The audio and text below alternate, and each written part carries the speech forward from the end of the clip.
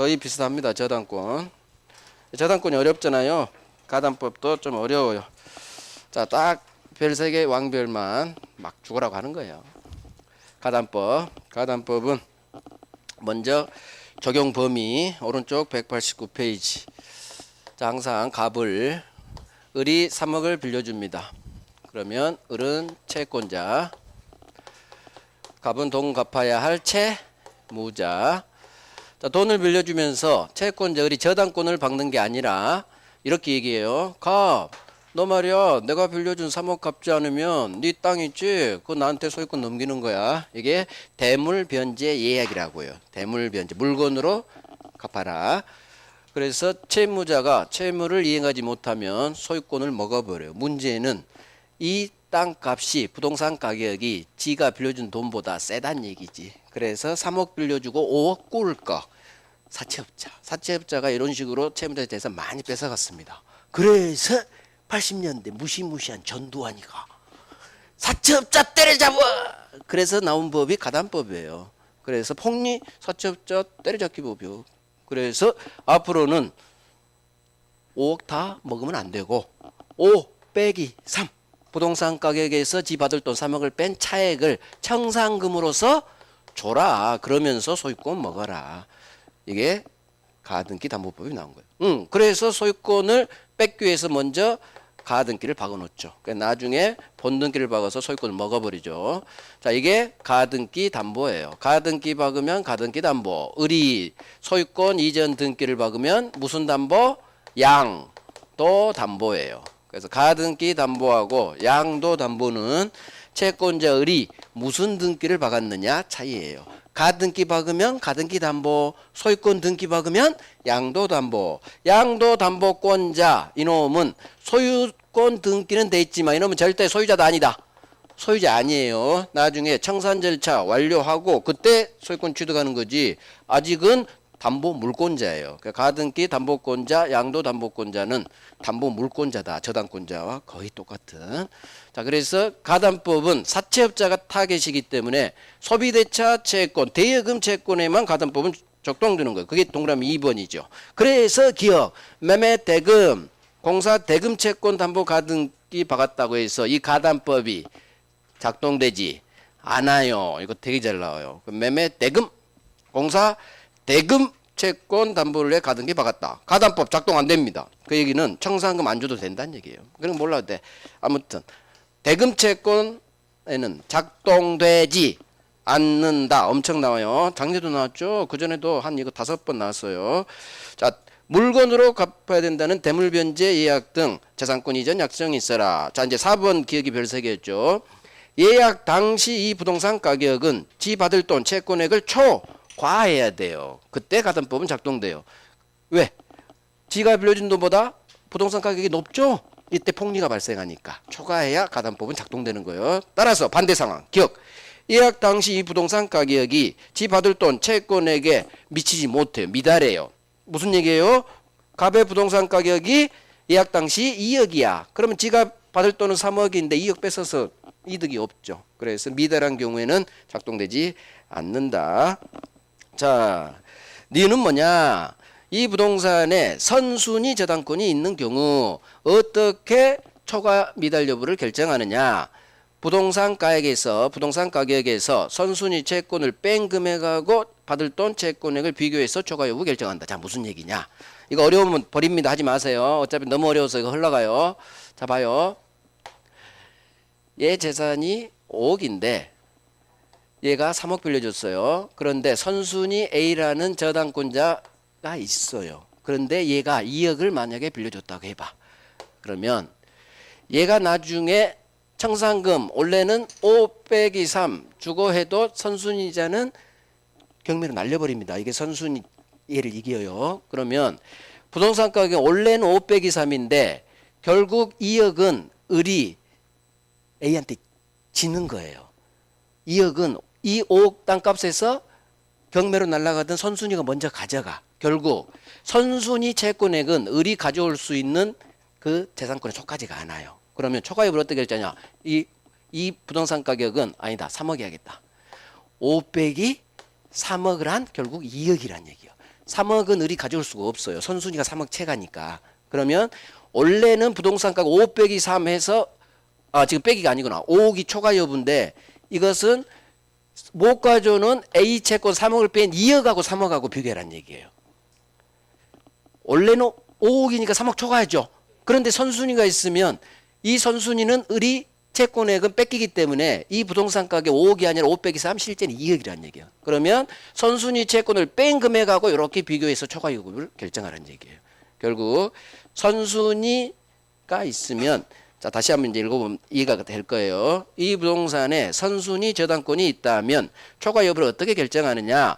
부동산 가격 5억에서 선순위 저 A의 채권액 3억을 뺀 2억하고 지 받을 돈 3억을 비교해서 결정하는 거예요. 그럼 결국 미달이니까 가담법은 작동되지 않는다. 그런 거예요. 그래서 선순위 저당권이 있을 때 어떻게 초과 여부를 결정하느냐에 관한 대부분 판례예요.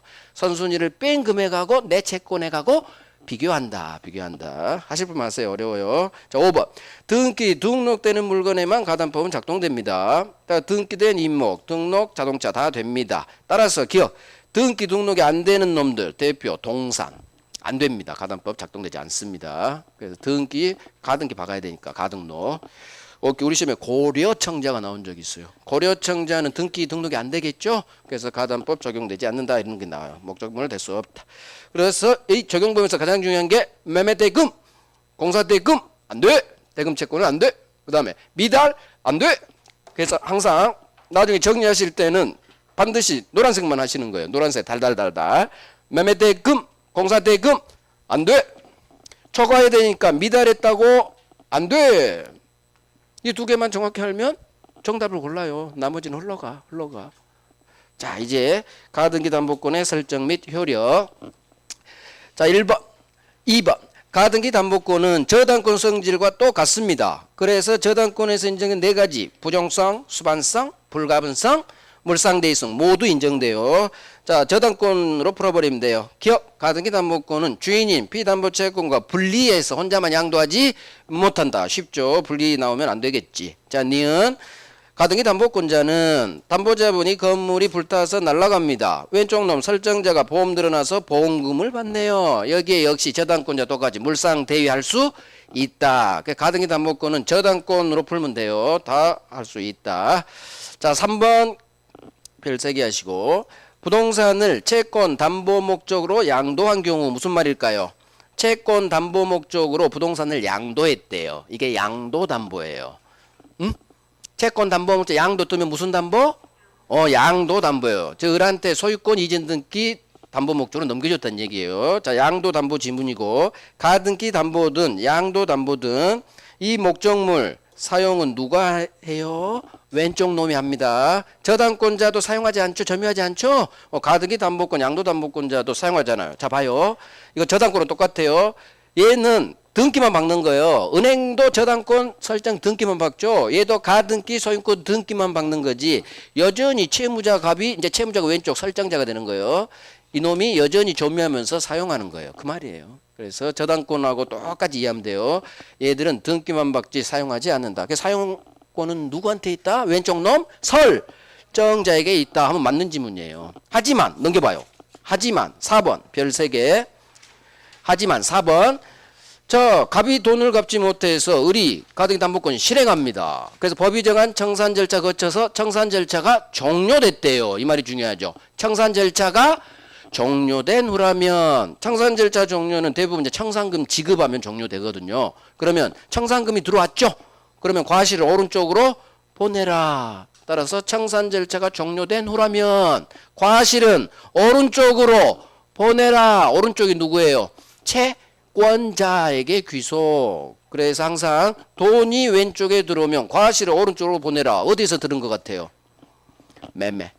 매매에서 과실의 귀속.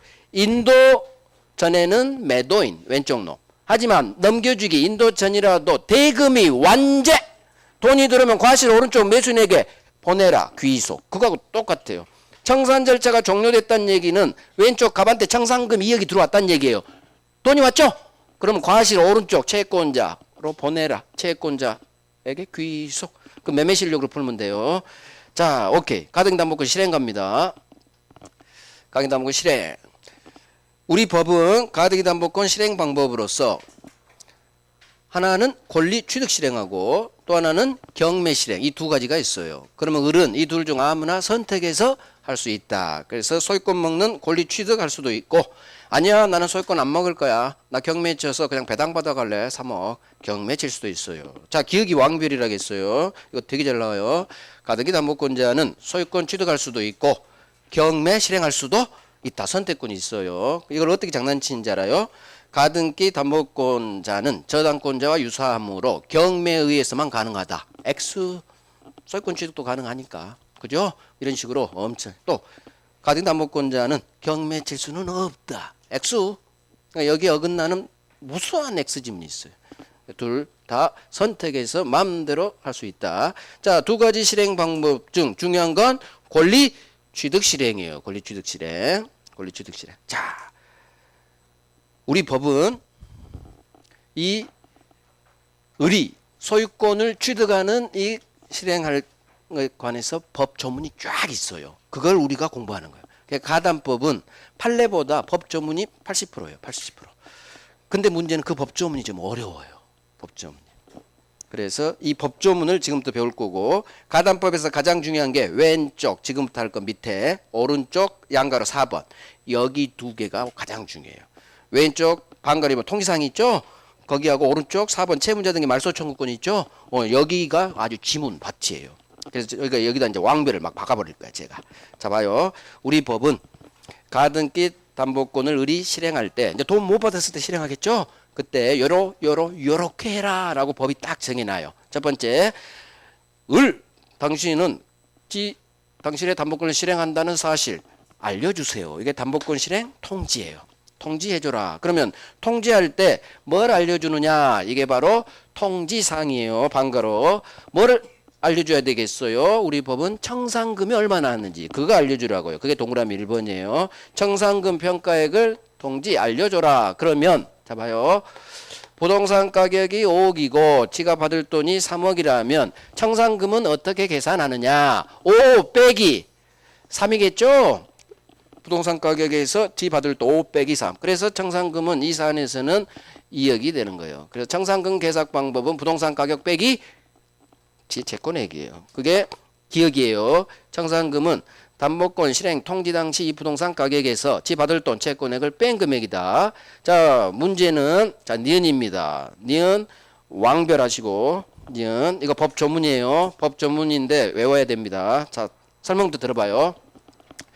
을이 3억을 빌려준 3억 채권자인데 얘가 가등기 박을 때 또는 소유권 등기 양도담보든 똑같아요. 가등기로 합니다. 가등기 박을 때 이미 병이라는 선순위 저당권자가 있었어요. 자, 그러면 병은 갑한테 1억을 빌려줘. 은행이라고 해봐요. 선순위 저당권자. 그러면 청산금을 계산할 때 얘가 없었으면 5 빼기 3, 2억 이렇게 계산이 될 거예요. 그런데 문제가 있어. 선순위 저당권자가 있을 때는 청산금 계산 방법이 달라져야 돼요. 자, 이유. 만약에 5 빼기 3, 2억을 줬다. 얘는 청산 절차 완료. 본등기 치면 가등기 본등기 치면 소유권 취득해요. 그런데 문제는 병이 지를 이기는 선박이기 때문에 지가 본등기 박아도 이 병의 저당권이 말소되지가 않아요. 결국 자기는 2억 줬는데 갑이 1억을 갚고 말소를 시켜주지 않으면 이 은행이 경매로 날려버린다는 얘기예요. 결국 을은 2억을 다 주면 안 돼요. 갑을 믿으면 안 돼. 갑 5 빼기 3 2억 줄 테니까 조금 말소해야 돼. 1억 갚고 믿으면 안 돼. 왜? 안 갚으면 살아있고 경매로 날아가니까. 그래서 우리 법은 선순위 저당권이 있는 경우에는 얘 채권액을 포함해서 계산해라 뺍니다. 즉 1억을 갑을 2억에서 1억을 주지 말고 포함해서 계산해라. 포함해서 빼라. 5 빼기 4하면 결국 1억이겠죠. 1억 주고 안 준 1억은 네가 갚고 말소시켜라 그거예요. 그래서 선순위 자 봅니다.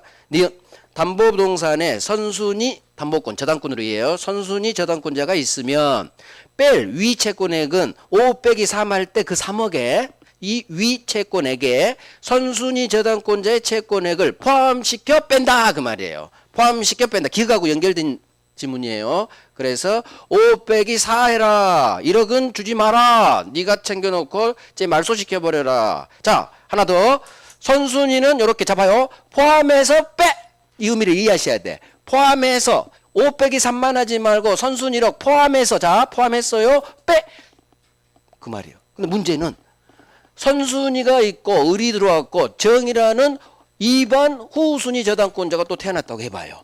그러면 후순위 저당권자가 있죠. 얘도 1억 빌려줬다고 해봐요. 자, 그러면 선순위 포함했듯이 후순위 채권액도 포함해서 5 빼기 5 해야 되느냐? 그러지는 않아요. 이유, 이놈은 내 을은 바예요. 내 후빠기 때문에 내가 나중에 본등기 박으면 말소돼요. 그러니까 이놈은 내가 신경 쓸 필요가 없어. 나는 오로지 선순위만 신경 쓰면 돼요. 그래서 선순위만 포함해서 빼는 거지 후순위는 포함시키지 않는다. 그 내용이에요. 그래서 후순위 채권액은 포함하지 않는다. 선순위만 포함해서 빼는 거지 후순위 채권액은 포함하지 않는다. 외워야 돼요. 이걸 어떻게 장난치느냐? 모든 채권액을 포함해서 그렇게 모든으로 장난쳐. 모두 아니야. 선순위만. 그러니까 선순위만 포함해서 빼. 막 이렇게 외우는 거예요. 후순위는 포함 안 시키는 거야. 이렇게 외우면 돼요. 왕별. 자, 2번, 3번, 4번도 왕별급 별 3개입니다. 왕별 할 거야, 그냥. 2, 3, 4. 어마무시하게 중요해요. 자, 2번. 자, 일단 설명부터 들어요. 2번. 이건 판례예요. 을이 정상적으로 정상금 계산하면 5 빼기 3에서 2억이 나올 거예요. 그런데 을이 후려쳐버려요. 네 땅가격 내가 감정평가 해봤더니 3억이야. 3 빼기 3. 정상금 없네? 후려쳤어요. 부동산가 후려쳤죠. 정상금 2억. 정당한 정상금 계산해보고 2억이 나와야 될 걸 후려쳐서 정상금이 없대. 이거 유효입니다. 유효. 효력 있어요. 후려쳐도 된다. 앞으로 이렇게 해요. 후려쳐도 유효다. 후려쳐도 된다. 그거 판례예요. 자, 2번. 후려쳐도 된다. 이 느낌을 갖고 이해를 합니다. 청산금 평가액, 즉 을이 계산한 청산금 얼마 나왔는지. 청산금 평가액은 채권자 오른쪽 놈이죠. 을의 주관적인 걸로도 충분. 따라서 채권자 오른쪽 놈 을이 지 나름대로 평가한 청산금액이 객관적인 정당한 청산금 평가액에 미달되더라도 이게 바로 후려쳤다는 얘기예요. 정당한 평가액보다 미달됐다는 얘기, 후려쳤다 이렇게 해요.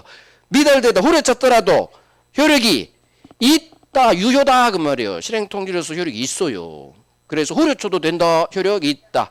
이 의미를 이해하셔. 채권자가 나름대로 평가한 청산금액이, 이건 좋은 말이고 후려쳤군. 객관적인 청산금액 미달, 여기까지 읽고 후려쳤군. 후려쳐도 돼. 효력, 실행통지서 효력이 있다로 끝나야 돼. 이거 장난쳐요. 미달된다 하면 실행통지 효력은 없다. 이거 정확히 안 해놓으면 넘어가 버린다고 말이 되는 것 같아서. 그래서 후려쳐도 효력 있다 이렇게 오는 거예요. 후려쳐도 효력이 있다. 자, 3번 별 3개. 채권자는 계산해보니까 청산금이 없어. 0원이거나 마이너스 오히려 2 빼기 3 그런 식으로 청산금이 없다고 인정되는 경우라도 청산금이 없다는 뜻을 알려줘야 돼요. 그래서 청산금이 없는 경우에도 그냥 가만히 있으면 안 되고 계산해봤더니 청산금이 없어. 그 뜻을 통지해라. 반드시 해야 돼요. 청산금 없다는 뜻을 통지해줘라. 자, 4번 왕별. 자, 봐봐요. 설명 들어봐요. 을이 청산금을 계산해야 되는데 다른 부동산하고 헷갈려버렸어. 다른 부동산 10억하고 헷갈려서 10 빼기 3 7억이네. 청산금 7억이야? 이렇게 통지했어요. 다른 부동산하고 헷갈렸어. 다른 놈하고. 일주일 후 이 사실을 발견했어. 뭐야? 5 빼기 3인데? 2억인데 5억이나 내가 청산금 더 준다고 그러네? 당연히 전화하겠죠. 나 그저께 청산금 계산 딴 거하고 헷갈렸어. 7억이 아니라 2억이야. 미안해. 2억이야. 못합니다. 한 번 통지하면 번복이 안 됩니다. 채권자는 다툴 수가 없어요. 계산 그래서 잘해야 돼. 자, 이게 4번이요. 이거 법 전문이에요. 채권자는 청산금 평가액을 통지한 후라면, 자, 청산금 얼마 나왔다 일단 통지해버렸죠. 그러면 설사 계산 잘못했더라도 이해관에 더 이상 다툴 수는 없다.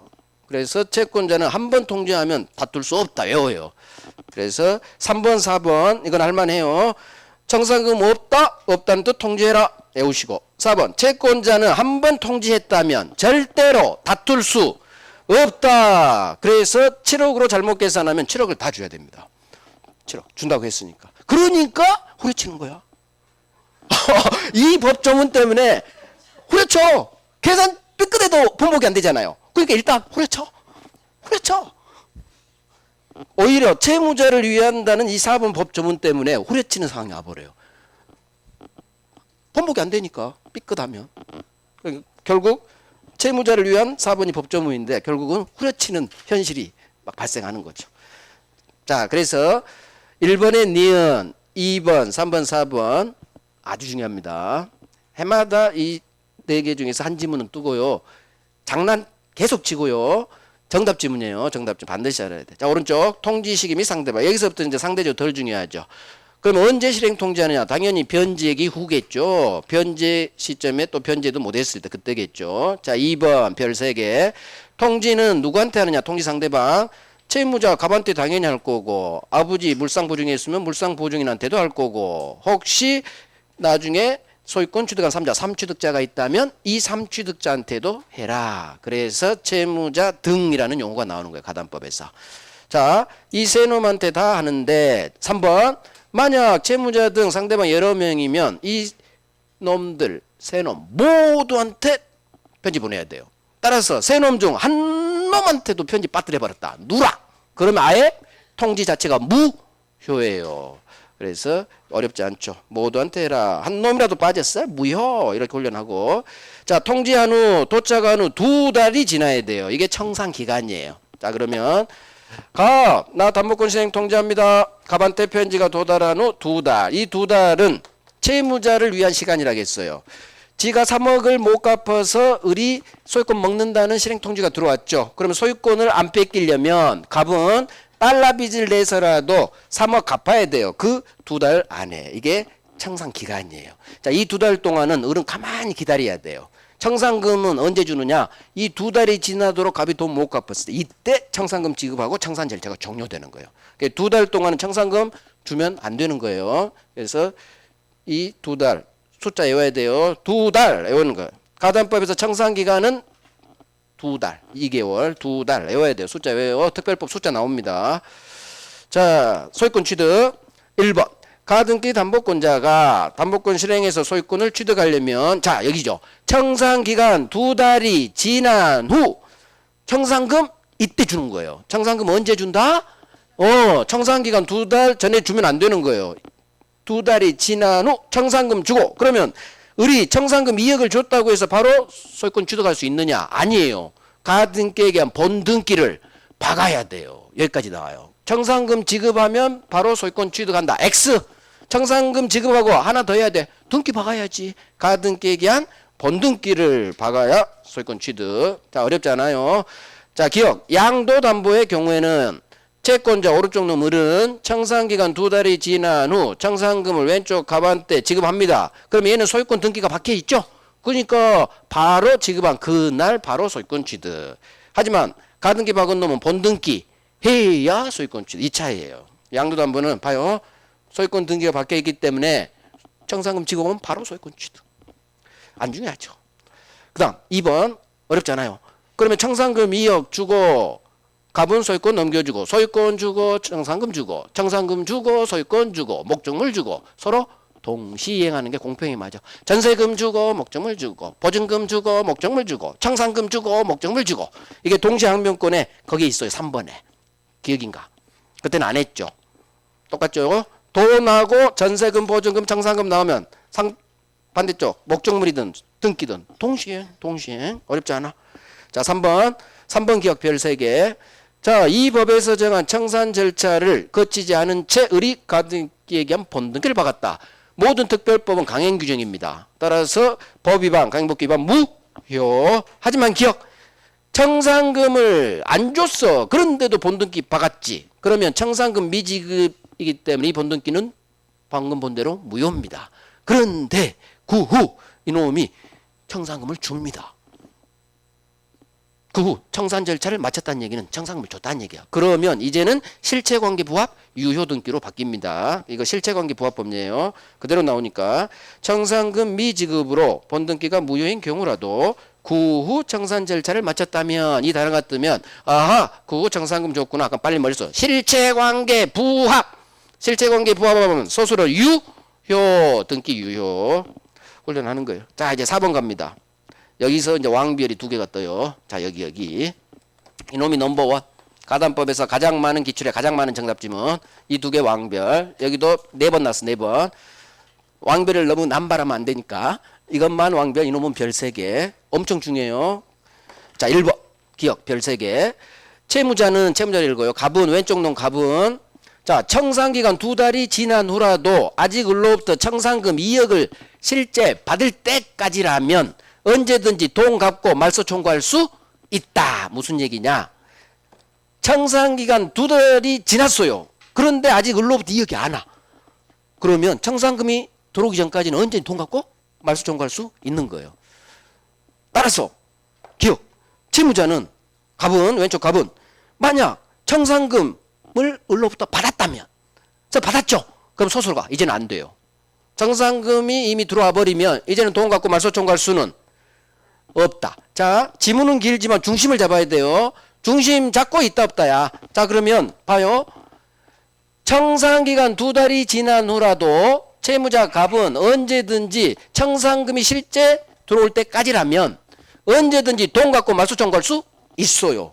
즉, 변제 시기는 언제다? 청산금 들어왔느냐 아직 안 들어왔느냐 그거예요. 따라서 청산금을 받았다고 여기만 뚫어지게 봐봐. 청산금을 받았다고 소설가 안 돼? 안 돼. 청산금을 받아버리면 이제 안 됩니다. 뭐가 안 돼? 변제하고 말소 청구 안 되겠지. 됐죠? 그래서 단어 잡고 있다 없다. 그래서 1번이 기억보다 더 잘 나옵니다. 1번이 더 중요해요. 청산기간 2달이 지난 후라도 실제 을로부터 청산금을 받을 때까지라면 언제든지 변제하고 말소 청구할 수 있다. 1번을 알면 2번 기억은 자연스럽게 가는 거예요. 따라서 청산금이 들어왔어? 그럼 소수로 가. 안 돼. 청산금이 들어오면 이제는 늦었어. 자, 2번 왕별, 3번 왕별. 2번하고 3번은 서로 연결됩니다. 2번 양도담보권자가 그럼 오른쪽 을이에요. 오른쪽 소유권 등기부하고는 오른쪽 을이 이 부동산에 대해 이 법이 정한 청산 절차를 거치지도 아니한 채 소유권을 이전했네요. 무슨 말일까요? 읽으면서 일을 해야 돼. 풀어내야 돼. 양도담보권자 을이 이 법이 정한 청산 절차를 거치지도 않고 팔아제꼈다는 얘기요. 그러면 소유권 등기부하고는 양도담보권자 을이 이 법에서 정하지 않은 이 법에서 정한 청산 절차를 거치지 않고 3자 병한테 매매로 팔아제꼈다. 등기 넘어갔다. 자 그러면 원래는 이놈이 청산 절차를 거치지 않았기 때문에 이놈은 소유권이 없는 거예요. 청산 절차 거쳐야 소유권 취득하니까. 따라서 앞놈이 소유권 없으니까 뒷놈도 소유권을 승계 취득할 수가 없어요. 등기 박아도. 하지만 가담법은 이 병이 선의의 3자라면 외워요. 선의의 3자라면 선의의 3자는 소유권 취득 보호해줍니다. 선의의 3자 보호규정이 있어요. 이게 넘버원이에요. 그래서 가담법에서 선의의 3자가 나오면 무조건 소유권 취득. 이놈한테는 아무것도 할 수 없다로 끝나야 돼요. 그래서 이때 선의의 3자는 소유권 취득 외웁니다. 선의의 3자는 소유권 취득. 선의만 취득하지. 그러면 악의의 3자는 취득 못한다는 얘기예요. 그것도 나오고 선의의 3자 보호 규정이 있다. 가담법은 을이병한테 팔아제꼈을 때 항상 문제 있을 때 팔아제끼겠죠. 정상적으로 소유권 청산 절차 거치는 지문은 절대 나오지 않아요. 문제 있는 상태에서 넘겨요. 선의의 3자라면 소유권 취득. 자 3번 연결됩니다. 채무자 왼쪽 놈 갑은 변제기로부터 10년이 지나버렸다. 소수로 가요. 이제는 늦었습니다. 변제기로부터 10년이나 지나면 더 이상 돈 갚고 말소 청구할 수 없다. 소수로 갔죠? 자 지문이 2개예요. 지문 2번째. 선의의 3자가 소유권을 취득했다면 마찬가지. 변제하고 말소 청구할 수 없다. 결국 변제기로부터 10년 이것도 3번 나왔어요. 변제기로부터 10년 지났다. 그럼 소수는 안 돼. 말소 청구할 수 없다. 선의의 3자가 소유권 먹었다고 그러면 안 돼. 안 돼. 말소 못 하겠지. 이미 3자 먹어버렸으니까. 결국 이거 선의 3자 무조건 소유권 취득. 이걸 알면 두 번째가 알게 되겠죠. 이 두 개 연결되니까 같은 지문이에요. 결국 두 개예요, 두 개. 왕별 이건 별 세 개고 실질적으로 왕별은 이거예요. 이게 왕별이야. 실질적으로. 근데 제가 한 문장에 담아놔서 어쩔 수 없이 네가 왕별로 승격을 한 거지. 졸지에 3번이 후단이 왕별인 거예요. 무조건이에요. 10번 나왔어요. 10번. 선의 3자. 정답 주문이 한 4번 돼요. 그래서 가담법에서 선의 병, 선의 3자. 사례 문제로도 나와요. 선의 병이 나왔다. 선의 3자 나왔다. 무조건 소유권 취득. 소유자니까 나는 이놈한테 들이댈 수 없다. 소유자한테 난 들이댈 수 없지. 법은 저놈을 보여주니까. 마치 통정 의사표시에서 선의 3자 보기죠. 똑같아요. 그래서 선의 3자에게 나는 들이댈 수 없다. 무조건 소수로 없다로 끝나야 돼. 선의 3자는 소유권 취득했으니까. 통정 의표시도 병이 선의 3자는 보호되죠. 소유자. 나는 소유자에게는 들이댈 수 없다. 저놈이 보호되니까. 자, 후순위 권리자 보호. 후순위 권리자란 담보가등기 후 태어난 놈들입니다. 저당권 박을 수도 있고 그 다음에 또 가등기 박을 수도 있고 세입자, 임차인일 수도 있어요. 자, 후순위 권리자. 여기서도 왕별 하나 나옵니다. 후순위 권리자. 을 입장에서 지 후빠란 얘기예요. 갑을 그리고 그 밑에서 병이 태어났다는 얘기예요. 항상 가등기 담보권자가 기준점이에요. 자, 그러면 그림을 그려보면 갑을 중심 딱 잡고 항상 중심이 중요해요. 을갑일 수도 있고 갑을일 수도 있어요. 우리 가담법도 사례 문제 잘 나와요. 일단 권자가 오른쪽 가등기 담보권자. 가등기 박은 놈. 후순위 권리자라는 얘기는 을이 가등기 박은 후 항상 5억 3억 병이란 놈이 그 후 저당권을 박았다. 돈 빌려주고 1억. 이게 후순위 권리자. 얘 입장에서 후빠죠. 자, 그러면 우리 가담법은 을이 담보권 실행합니다. 정상금 2억이야. 이렇게 통지했겠죠. 그러면 우리 법은 담보권 실행한 을로 하여금 후순위 권리자가 있다면 후순위 권리자한테도 실행했다는 사실을 알려주라고 해놔요. 자, 그러면 을은 갑한테 실행통지 아까 쏘고 또 병한테도 후순위 은행한테도 병, 나 이 자식이 돈을 안 갚아서 내 가등기 담보권 실행한다고 편지 보냈어요. 이 사실 알려줘요. 그러면 법은 이 후순위 권리자를 위해 몇 개 조문을 놔둬요. 첫 번째, 그래요? 그러면 내가 갑한테 받을 돈이 1억이 있는데 청산금이 2억 났다고요? 이 사실도 알려줘야 돼요. 그러면 갑한테 줄 청산금 2억에서 내가 갑한테 받을 1억 당신 나한테 주세요 할 수 있어요. 그래서 후순위 권리자는 청산금 범위 안에서 자기 받을 걸 얘한테 주세요 할 수 있고 얘가 달라고 하면 을은 줘라 그런 법조문이 있어요. 그게 바로 다음 페이지에 2번, 3번이에요. 2번, 3번은 거의 시험에 안 나와요. 그래서 이해를 하시고 자 4번으로 갑니다. 방금 저 2번 읽어드릴게요. 채권자는 그럼 오른쪽 을이에요.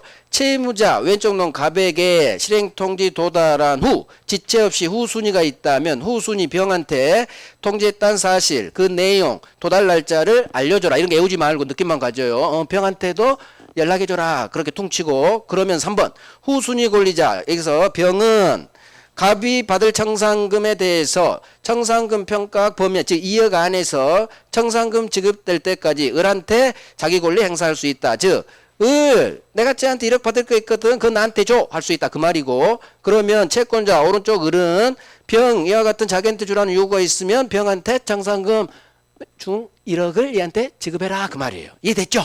이해되고 이제 앞으로 하지 마시고 자 4번이야. 이제 4번 기억이 왕별이야. 4번 기억 한번 들어놓은 거하고 안 듣는 거하고 좀 차이 있어요. 자 봐봐요. 문제는 편지 받아보니까 분명히 5 빼기 3 2억 나와야 되는데 이 자식이 청산금이 빵원이라고 통지한 거예요. 그러면 은행 입장에서 뭐야 5 빼기 3 청산금 2억 나왔는데 청산금이 없다고? 이 자식 후려쳤구나 생각합니다. 아니 2억이 나와야 1억을 받아내는데 청산금 없대. 근데 후순위는 보통 근저당 은행입니다. 2억이 나와야 돼. 후려쳤군. 그러면 이 후순위자를 위해서 우리 법은 저 법점을 둬요. 후순위 권리자는 청산기간 2달 내 한정해서 얘는 아직 변제기가 아직도 1년이나 남았어. 변제기 도래 전이라도 경매로 날려버릴 수가 있습니다. 그러면 경매로 날라가면 얘가 5억이면 한 4억에 낙찰되겠죠? 그러면 4억에 낙찰되면 3억 얘가 선수니까 가져가고 남은 1억이라도 챙길 수 있죠. 그래서 후순위 권리자에게 지채권 변제기가 한참 원래 변제기 도래 전에는 경매 못 쳐요. 원래는 그렇죠. 변제기 때 값이 1억 안 갚을 때 그때 병은 경매 칠 수 있는데 이건 예외예요. 변제기 도래 전이라도 2달 내 한정해서만 이 제한을 붙여요. 2달 청산기간 내 한정해서만 경매 칠 수 있다. 이게 바로 왕별이에요. 정답 지문. 그게 4번이에요. 왕별. 기억은 별 3개. 자, 4번. 후순위 권리자는 청산기간 2달 내 한정해서만 지채권 변제기 도래 전이라도 이 부동산 경매 칠 수 있다. 청산기간 내 2달 안에 한정해서 그거 외워야 돼요. 그 다음 변제기 도래 전에는 안 돼. 이렇게 장난치거든. 가능해요. 변제기 도래 전이라도 2달 안이라면 경매 칠 수 있다. 후순위를 위한 법조문이에요. 따라서 4번을 하면 기억이 같이 해오는 거지. 만약 청산기간 2달이 지나버렸다면 소설 가요. 이제는 경매 칠 수는 없어요. 지채권 변제기 도래 전이기 때문에. 그래서 뭘 외워야 돼요? 청산기간 내 한정해서만 경매 칠 수 있다고. 이거 외우고. 그 다음 청산기간 내에서라면 채권 변제기 도래 전이라도 칠 수 있다는 거. 외워요. 외워요. 거의 이놈이 넘버 2, 3급이에요. 자, 5번 기억은 그렇게 중요하진 않아요. 근데 어렵지 않으니까 어려워요. 여러분들한테는. 근데 한번 해봐요. 이해가 되면 하시고 이해가 안 되면 버려야 됩니다. 이해된 것만 달달달 외우는 거예요. 이해 안 되면 안 외워져요. 자, 채무자가 왼쪽 갑이겠죠. 청산기간 2달이 지나기 전에 청산금에 관한 지권리를 누군가한테 팔아 제낍니다. 양도처분. 자, 이로써 후순위 권리자에게 대항하지 못한다. 자, 이게 법 조문이고 그대로 나와요. 그러면 느낌 가져봐요. 이해 안 하고도 할 수 있어요. 채무자가 청산기간 2달이 지나기 전에 팔아 제끼면 안 됩니다. 이 행동은 후순위 권리자한테 피해가 갈 수 있어요. 이 느낌을 가지고. 따라서 이런 행동은 후순위 권리자 병한테는 들이대지 대항하지 못한다. 무조건 후순위 권리자에게는 대항하지 못한다 지문은 맞는 지문이에요. 자, 기억 봐봐요. 기억도 똑같아. 오른쪽 채권자 을이 청산기간 2달이 지나기 전에 왼쪽 갑한테 청산금 2억을 지급했어요. 자, 스톱. 청산기간 2달이 지나기 전에 청산금 주면 돼요? 안 돼요? 안 돼. 청산기간 지난 후 줘야 돼요. 따라서 잘못했죠? 이 잘못한 행동이기 때문에 이로써 후순위 권리자에게는 이런 행동으로 대항하지 못한다. 그러면 5번도 이해가 될 듯해. 아, 채무자의 청산기간 지나기 전에 한 청산금 지 양도처분은 뭔가 안 좋은 행동 같구나. 따라서 안 좋은 행동은 후순위 권리자에게는 대항하지 못한다로 끝나면 맞는 지문이겠구나. 이렇게 감 대충 잡아요. 그래서 채무자든 채권자든 청산기간 2달이 지나기 전에 어떤 행동을 했다. 이거 안 좋은 행동이에요. 이로써 후순위 권리자에게는 들이대지 못한다. 대항하지 못한다 뜨면 무조건 맞다 그렇게 밀어버려요. 자, 마지막 경매 실행. 권리 취득 실행 끝났어요. 경매 실행은 1번 가등기 담보권자 당연히 경매 칠 수 있고요. 지 맘이니까 이때 가등기 담보권을 저당권으로 봅니다. 자, 2번 별 3개죠. 가등기 박은 부동산에 누군가 경매를 쳤든 지가 쳤든 가등기 담보권은 경매 매각으로 무조건 소멸합니다. 이게 의외로 잘 나와요. 자, 경매로 모든 저당권 소멸하죠. 가등기 담보권도 뭘로 본다? 저당권으로 봐요. 그러니까 경매 매각으로 무조건 저당권도 소멸, 가등기 담보권도 같이 소멸. 자, 봐요. 경매 매각 뜨면 어떤 꼬시는 말이 있어도 무조건 가등기 담보권을 소멸한다고 나와요. 중간에 막 꼬셔.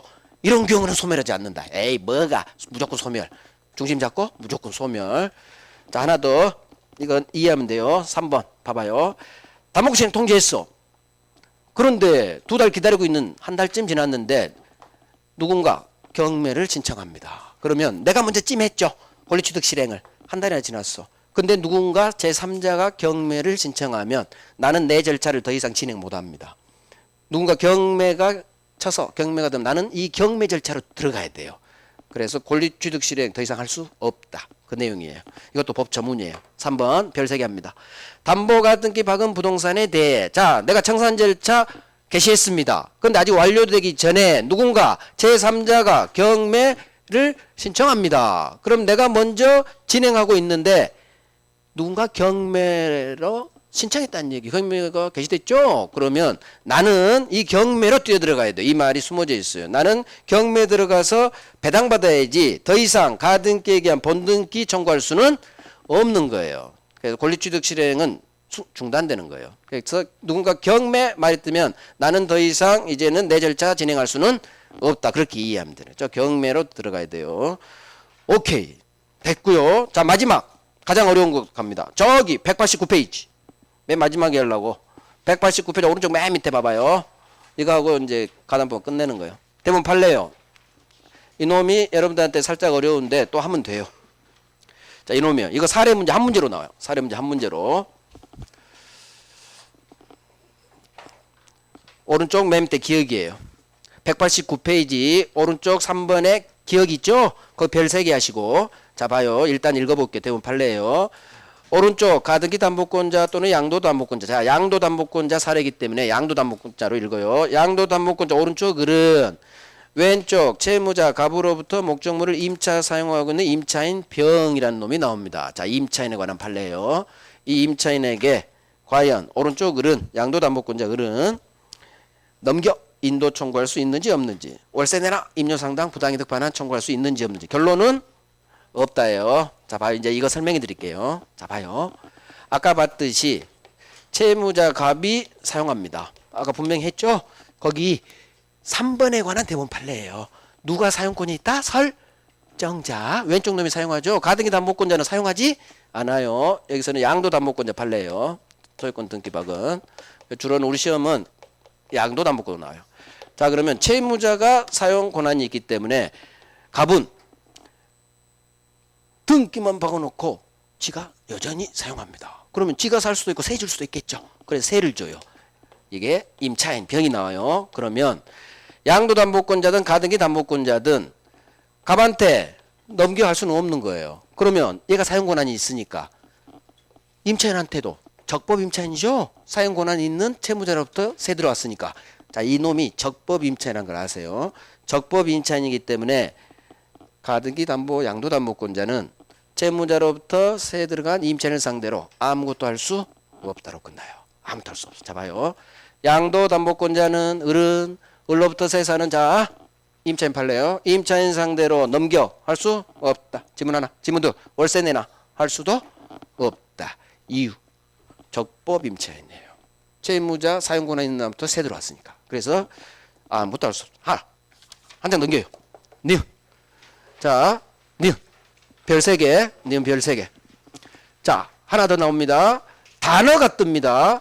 양도 담보권자는 담보권 실행으로서, 자, 이 말이 추가됩니다. 좀 전에 없던 단어예요. 5글자. 담보권 실행. 이 5글자가 뜨면 결론이 바뀌어 버려요. 담보권 실행으로서는 이제는 이 임차인 상대로 넘겨 인도 청구할 수 있다로 서술어가 바뀌었죠? 그럼 왜 그럴까? 자, 봐요. 여기 첫 번째는 이 단어가 없어. 그냥 양도담보권자는 임차인 상대로 나와. 근데 두 번째 지문은 무슨 단어가 보여요? 담보권 실행이라는 5글자가 반드시 보이게 돼 있어. 그럼 무슨 얘기냐? 갑이 돈을 갚지 않아서 우리 담보권 실행 들어갔다는 얘기예요. 따라서 이제는 얘는 담보권 실행에서 소유권을 뺏어올 수 있는 지위에 있기 때문에 이제는 임차인한테도 야, 얘가 돈을 안 갚아서 이제 나 담보권 실행 들어갔어. 너 빨리 나한테 넘겨 할 수 있다. 그래서 이 단어가 뜨면 결론이 바뀌어버려요. 이 단어를 찾아내요. 담보권 실행 이 단어가 뜨면 느껴야 돼. 을이 왜 담보권을 실행했겠어요? 갑이 돈을 안 갚았겠지. 채무불이행. 그래서 이제는 을이 정당한 권리가 있기 때문에 임차인한테 넘겨 할 수 있다. 하나 더. 이때 그냥 인도 청구해야지. 양도담보권자는 아직 소유자는 아니에요. 청산 절차 거치기 전에는. 그래서 소유권에 기한 인도 청구는 할 수 없는 거예요. 자, 그래서 질문 하나가 더 나와요. 이 경우 그냥 담보 물권자로서 인도 청구할 수 그냥 인도 청구가 나와야지. 소유권에 기한 인도 청구는 안 돼. 왜? 양도담보권자는 청산 절차 거치기 전에 아직 소유자 아니라겠어요. 그래서 소유권 X 물청 X예요. 어렵죠? 어려워. 이게 한 문제짜리 나. 한 문제. 난이도 상이에요. 난이도 상이니까 하실 분만 하세요. 가담법 자체가 어렵기 때문에 단어 딱 잡고 반복권 실행 될 수 있지. 아니면 그냥 적법을 빨리 떠올려야 돼. 적법 임차이니까 아무것도 할 수 없다. 자, 담보권 실행 지문에서 나온 내용이에요. 그냥 인도 청구해야지. 양도 담보권자 소유권에게 나오면 무조건 안대로 끝나요. 청산 절차 종료했다 그런 말이 나오지 않나. 근데 그런 말 안 나와. 왜? 이 판례기 때문에. 그래서 소유권으로는 안 되지. 그냥 인도 청구지. 이런 식으로. 자, 이렇게 해서 가담법을 다 마칩니다. 10분간 쉬고 집합건물법.